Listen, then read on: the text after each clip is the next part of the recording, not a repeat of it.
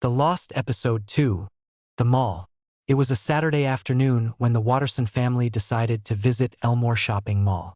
What should have been a normal family outing turned into something far more sinister. As they pulled into the parking lot, Nicole noticed something strange.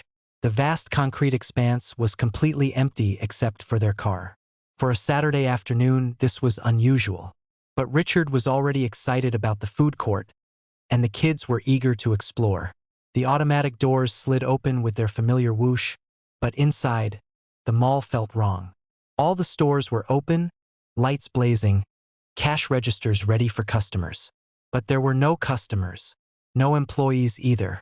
The usual sounds of a busy mall chatter, footsteps, background music, were replaced by an unsettling silence. Gumball and Darwin headed to the arcade, their favorite spot. But something was terribly wrong. The arcade games were playing by themselves. Joysticks moved without hands touching them, buttons pressed without fingers, and the screens showed high scores with random letters and symbols instead of names. Meanwhile, Nicole tried to enter the grocery store, but the automatic doors wouldn't open for her. She waved her hands in front of the sensors, but nothing happened. Through the glass, she could see shopping carts moving by themselves down the aisles, with no one pushing them. Richard found himself in the food court, but it was empty despite all the open signs being lit.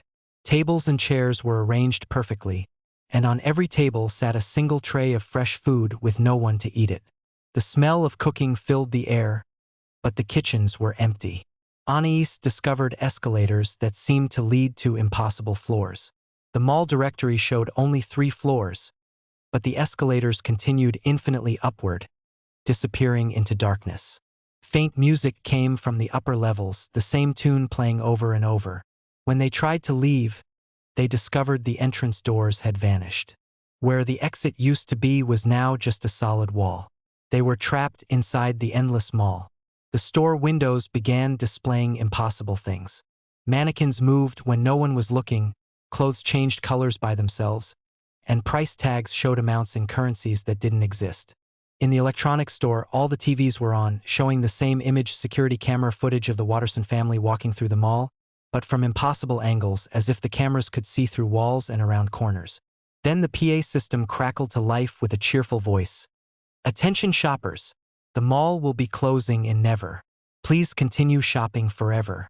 Thank you for choosing Elmore Mall." As they tried to find another exit, they noticed the mall directory changing before their eyes. Store names rearranged themselves, floor numbers shifted, and arrows pointed in directions that led nowhere. In the center of the mall, they found a fountain that should have been filled with water, but instead contained a dark, thick liquid that moved like it was alive. Coins thrown into the fountain by previous visitors floated on the surface, but the dates on the coins were from years that hadn't happened yet. In the reflection of store windows, they could see other families shopping, families that looked exactly like them, but moved in perfect synchronization. These reflection families stopped when The Lost Episode, The Amazing World of Gumball, The Endless House. It was a quiet Sunday evening when Gumball and Darwin returned home from their weekend adventures. The familiar red door of the Watterson house stood before them, but something felt different. The air was too still, the shadows too perfect. As they stepped inside, the living room looked exactly as it always had: the orange couch, the television, the family photos on the walls. But the proportions seemed slightly off, as if someone had tried to recreate their home from memory and gotten the details almost right, but not quite. Gumball headed toward the stairs to go to his room. But when he reached the top, instead of the familiar hallway, he found another living room, identical to the one downstairs, but somehow wrong.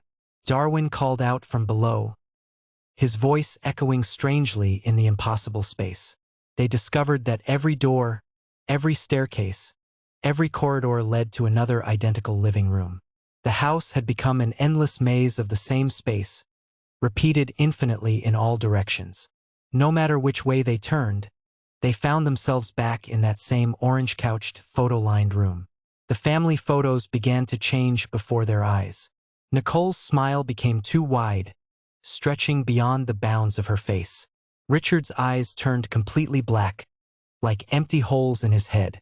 and Anais appeared in photos where she had never been before, her expression blank and emotionless. Then they found their family.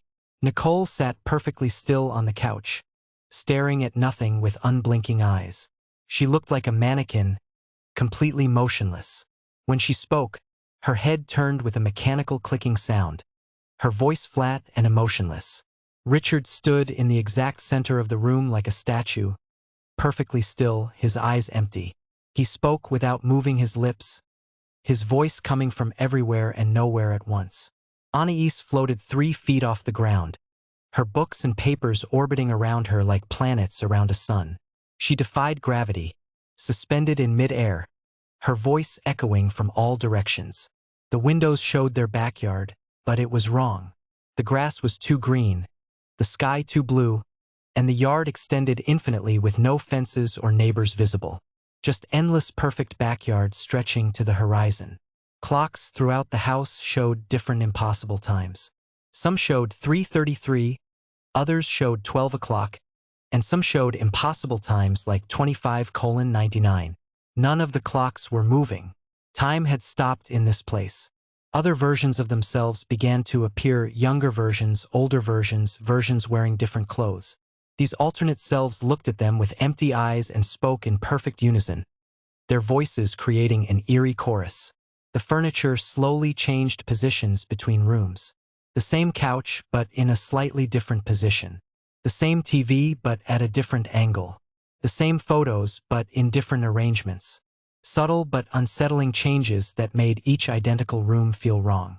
Exhausted and defeated, Gumball and Darwin sat on the couch, realizing they might be trapped forever.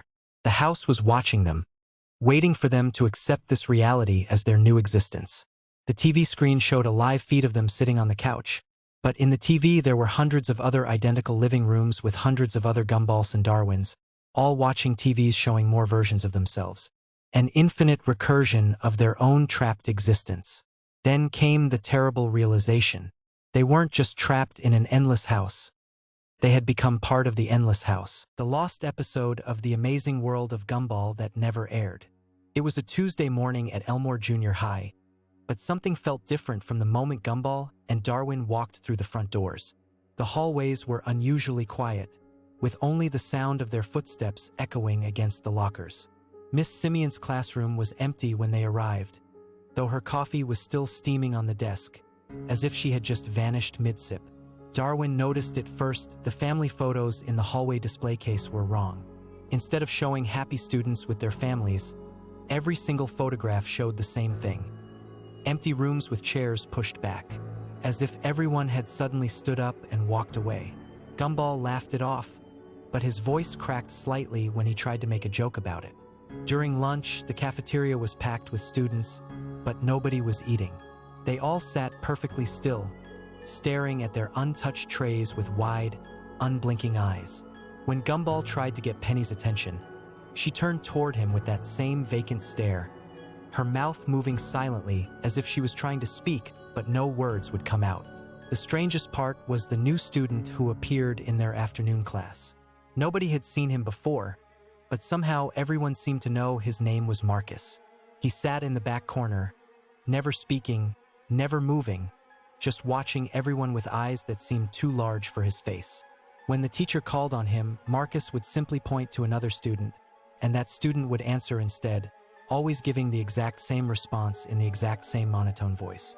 That afternoon, Gumball and Darwin decided to follow Marcus home. They watched from a distance as he walked through the empty streets with jerky, unnatural movements, like a puppet being controlled by invisible strings.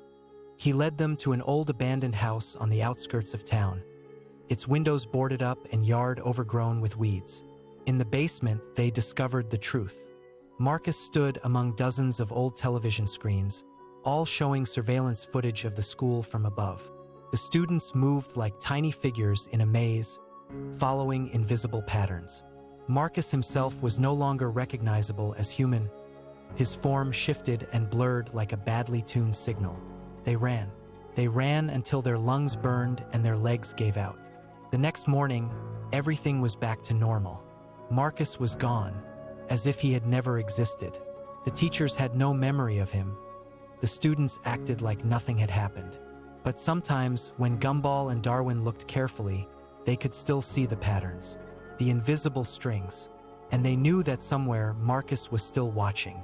The lost episode of The Amazing World of Gumball that never aired. It started when Gumball found an old yearbook in the school library that nobody remembered being there. The pages were filled with photos of students he'd never seen before, all wearing the same uniform as Elmore Junior High. But something was wrong with their faces. They all had the exact same smile, perfectly identical, stretching just a little too wide. Darwin noticed it too when Gumball showed him during lunch. The orange fish pointed at one particular photo, a blue cat that looked exactly like Gumball, but with that same unsettling smile. The name underneath read, Gumball Watterson, class of 1987. But that was impossible. Gumball was only 12 years old. Miss Simeon snatched the yearbook away when she saw them looking at it. Her usual grumpy expression was replaced by something Gumball had never seen before: fear.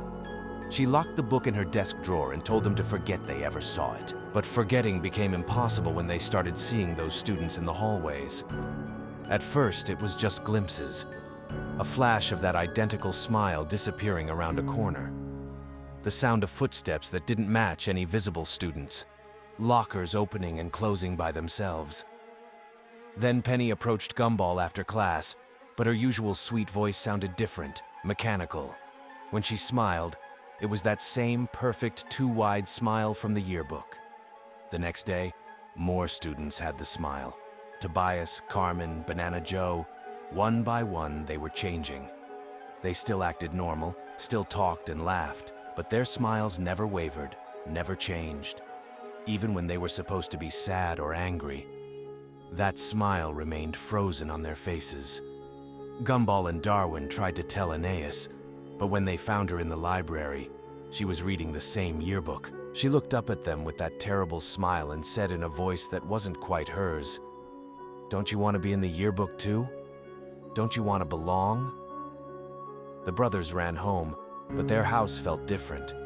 Family photos on the walls showed the Wattersons with those same smiles. Nicole was cooking dinner in the kitchen, humming cheerfully. But when she turned around, her face wore that identical expression. Richard sat in his chair, watching TV, that smile never leaving his face even as he laughed at the show. Gumball grabbed Darwin, and they hid in their room, but even there they weren't safe. Their reflections in the mirror began to smile that smile.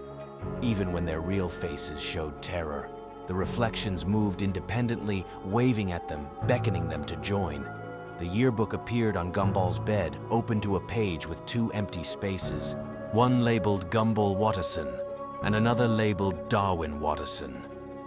As they watched in horror, their photos began to materialize on the page, but their faces in the pictures were already wearing those perfect, identical smiles. Darwin's reflection stepped out of the mirror first, that smile stretching across his orange face. Then Gumball's reflection followed, both of them reaching toward their real counterparts with arms that moved too smoothly, too perfectly. The real Gumball and Darwin backed against the wall as their smiling doubles approached, speaking in unison with voices that sounded exactly like their own, but somehow completely wrong. "Join us," they said, their smiles never wavering. "Be perfect. Be part of the yearbook. Be part of Elmore forever." The last thing Gumball remembered was the feeling of that smile spreading across his own face, unstoppable and permanent. When he looked in the mirror the next morning, he couldn't remember why he had ever wanted to frown. The yearbook sat on his nightstand. The lost episode of The Amazing World of Gumball that never aired. It started on what seemed like an ordinary Tuesday morning at Elmore Junior High. Gumball and Darwin walked through familiar hallways, their footsteps echoing strangely in empty corridors. The school felt different somehow. Miss Simeon's classroom was unusually quiet when they arrived. Their classmates sat in perfect rows, faces turned toward the blackboard with expressions of blank contentment. Penny's shell gleamed unnaturally bright, while Banana Joe's yellow seemed faded. "Good morning, class," Miss Simeon announced, her voice carrying an odd, distant quality. "Today we're going to learn about permanence." The word hung in the air like a cold breath, and Gumball felt Darwin shiver beside him. As the lesson progressed, something became increasingly wrong. Their friends began to speak in unison, reciting facts about things that would never change, never grow, never leave. Their voices blended into a monotonous drone. When Gumball tried to interrupt, the entire class turned to stare at him with eyes that seemed too wide. During lunch, the cafeteria served the same meal to everyone, a gray substance that had no smell, no taste, and left no satisfaction. Students ate mechanically, their movements synchronized like clockwork dolls. Darwin whispered that he couldn't remember what food used to taste like.